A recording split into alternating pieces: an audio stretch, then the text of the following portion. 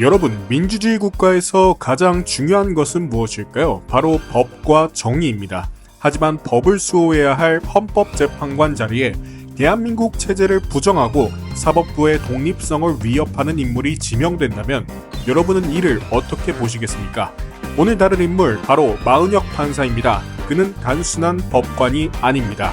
사회주의 지하 혁명조직 출신, 좌편향 법조계 파벌의 핵심 인물, 그리고 편향된 판결 논란의 중심에 서 있는 인물입니다. 오늘 이 영상 끝까지 보시면 마은혁 판사가 왜 헌법재판관이 되어서는 안 되는지 확실히 알게 되실 겁니다.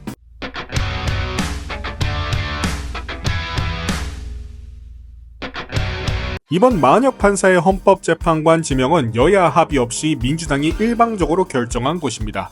즉, 국민을 대표하는 다양한 목소리가 반영되지 않은 채 진행한 셈이죠. 헌법재판소는 한쪽으로 치우쳐서는 안 되는 기관입니다. 그런데도 특정 이념을 가진 인물들이 지속적으로 임명되고 있습니다.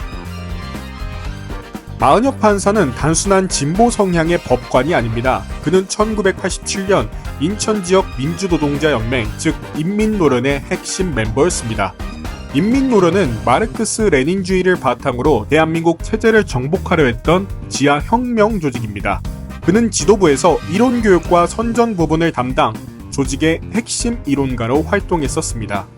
즉, 대한민국의 민주적 체제를 뒤집으려 했던 조직의 핵심 인물이 사법부의 가장 중요한 자리로 가려 한다는 것입니다. 인민노련의 강령을 보면 더욱 놀라운 사실을 발견할 수 있습니다. 미국이 5.18 광주 민주화운동 당시 광주시민 2,000명 학살을 지원했다는 허위 주장을 공식 강령으로 삼았죠. 미국의 주둔을 부정하며 한반도 분단이 미국 탓이라는 반미 강령을 내세웠습니다. 여러분, 이러한 사상을 가진 인물이 과연 대한민국 헌법을 수호할 수 있을까요?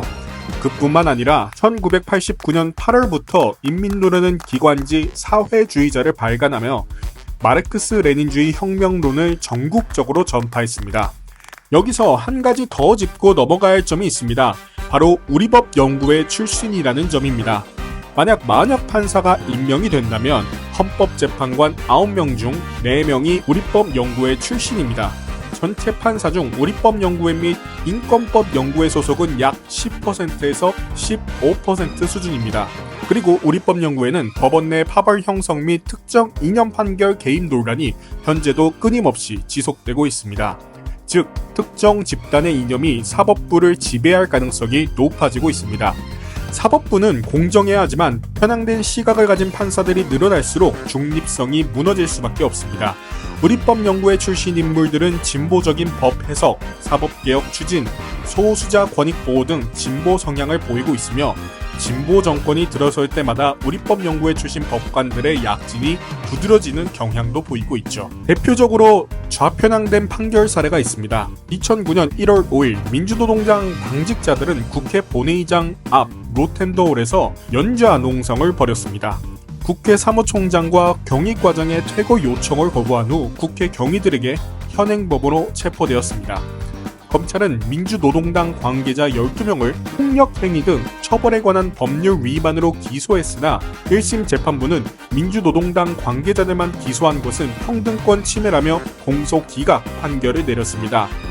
이후 항소심에서는 1심 판결을 파기하며 사건을 재심리하도록 했고 대법원은 최종적으로 1심의 공소기각이 부당하다고 판결했습니다.